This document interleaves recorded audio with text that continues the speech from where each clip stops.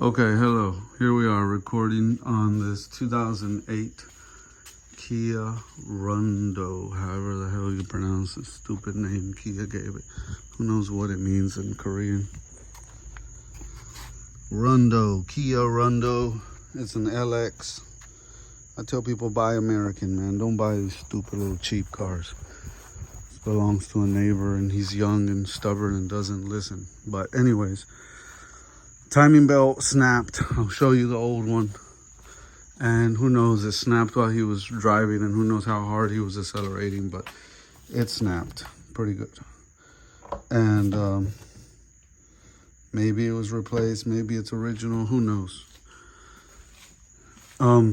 Water pump was replaced. And these water pumps have a lot of bolts, as you can see. So I make a template and I make holes, mark it top and bottom, trace it out, make all the holes. And I put all the bolts right back where they came out of, because some of them are shorter and some of them are longer, and you want to make sure they all go back in the same hole they came out of. Once I got them in the template, as I'm taking them out, I'll come back and I'll take them out one by one, clean it, put it back, take it out, clean it, put it back, take it out, clean it, put it back. And I got them all put back in the template. They're all nice and clean and it's ready to be put on. I got a part number 24543K from Import Direct from O'Reilly's Auto Parts timing belt kit. And that includes your water pump, your tensioners, all that mumbo jumbo. Got a motor mount bracket you're gonna have to take out. Here's our old hydraulic tensioner release pin, idler pulleys, tensioner, idler pulleys, so all that will come in the kit. You got your serpentine tensioner and serpentine idler. I'm going to show you up under here the new stuff installed. Tensioner, pull pin released already. Tension is set. Here is the, hold on, let me see if I can zoom out a little bit for you. Okay, so there is your mark. And if you can see, there's like a little notch cut out into that cam gear pulley. That little notch has to line up perfectly with that line. And it is lined up perfectly there, as you can see. So that sets the crank in timing. And then we're gonna come up here and show you the timing on the cam gears. And there's your little, that's like a little hole, a little nipple. I paint over it with yellow marker just to make it more visible, but you'll see yours with the little hole in the little nipple there. And it lines up with the little mark, groove, little notch cut out in the top of the valve cover here. And those two are made there perfectly there. We have part number OHC337, made in Japan from Import Direct. You got your water pump there that I just explained to you over there. You want to make a template for, and that's been installed. You got your idler, tensioner, everything there. If you look from the top, you can see from the top the little notch lined up from the top with the mark that I had showed you there. And then on this side, it's a little more of a booger because you have this shock tower for the strut that gets in your way of seeing that timing mark there. So what I did is I cut a piece of zip tie, something flat and straight to the right length, and I put it there to kind of gauge that I was lined up with that yellow dot. And another thing you can do is get the phone over here and take a picture, and you can kind of see that that's pretty on the money there. I don't know. What do y'all think? It looks pretty lined up to me.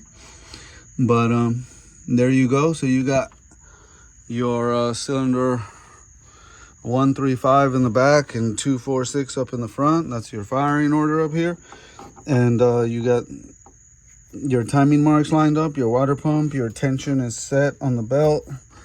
It does come with instructions in like 5 different languages if you get the timing belt kit from Import Direct. Like I said, the only other thing I have to do is a little test start. Normally, I would turn it by hand a couple times and then see if the lining marks line up. But because this one probably jump timing and it has this little dowel pin that sticks out, the washer of the bolt that goes in here hits up against it. That's kind of made for the crank pulley and an alignment guide. So I'm going to put the crank pulley on, not super tight, just tight enough to where I can put the crank pulley, the bolt on, start it up, and see what it does before I reassemble the power steering pump and every other tensioners and everything else and put the motor mounts back in it. But that being said, there's a crank pulley somewhere in this car I got to put in it. I don't want to make this video too long, so I'll probably do that off camera. But if you're thinking about doing this, I hope that hey, there's the motor mount I'm looking for. And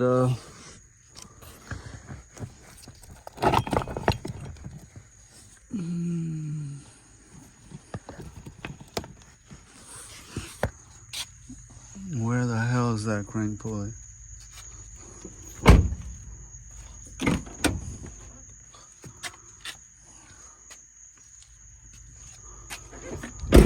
Okay, it's not there either. Is it under the car? Nope. Anyways, I'm gonna put the crank pulley on and just fire in the hole if I can find the damn thing, because I need to do a test start before I reassemble everything. And now I'm really pissed that I don't know where the crank pulley is.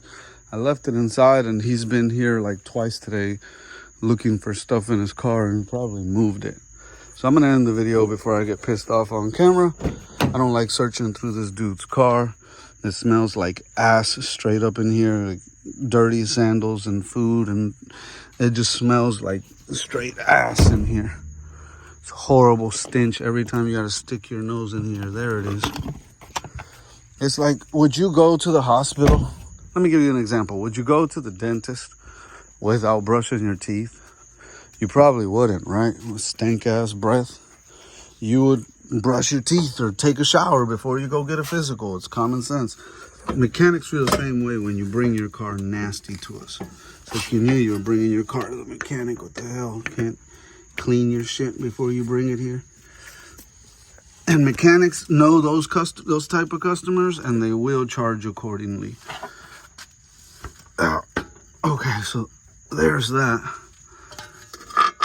And then that little hole is that keyway hole that lines up with it. And now I can put this on here, put the battery on here, and give it a start and see what it's gonna run like. Now, it's an interference motor. So, long story short, an interference motor is gonna hit the valves up against the pistons. It's gonna hit the valves up against the pistons and most likely bend the valves. Yeah, that mark's still lined up. Got the pulley on there.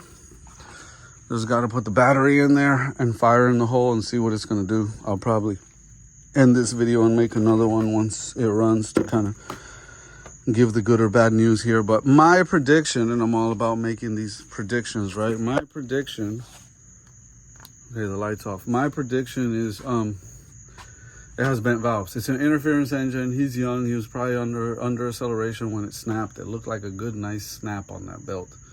And it's probably got bent valves. He wanted me to throw a belt on it and just kind of hope for the best and see what happens. And that's exactly what we're doing. Will it run? It'll run. It'll run rough, but it'll run. And hopefully I'm wrong and it runs great, right? Because I can be wrong, but very rarely do you snap a belt on an interference motor, especially these Kias, and not have a bent valve. The correct way to fix this would be to pull the heads off, send them to the machine shop, have them redo all the valves, put the new head gaskets, all that back, put the motor back together. It'll purr like a kitten again. And that's why I tell people don't buy engines that are interference engines, rubber belt engines that are not only rubber belt, timing belt engines, but water pump runs off of timing belt engines are horrible engines to buy. I buy engines where the water pump runs separate off the timing belt. If you need to replace the water pump, you just replace the water pump. You don't have to do the timing belt. These motors, every 50, 60K, you got to do these damn timing belts and water pumps. And ideally, he would have done all these seals behind the cams and behind the crank, but none of that came in the kit. And who knows if this engine's even going to run. So we did tensioners, idlers, and belt and water pump. Anyways, not going to make the video too much longer. We're going to fire in the hole, throw a battery in here. Kia Rondo Lx V6. What's going to happen? We'll find out in a minute. Stay tuned.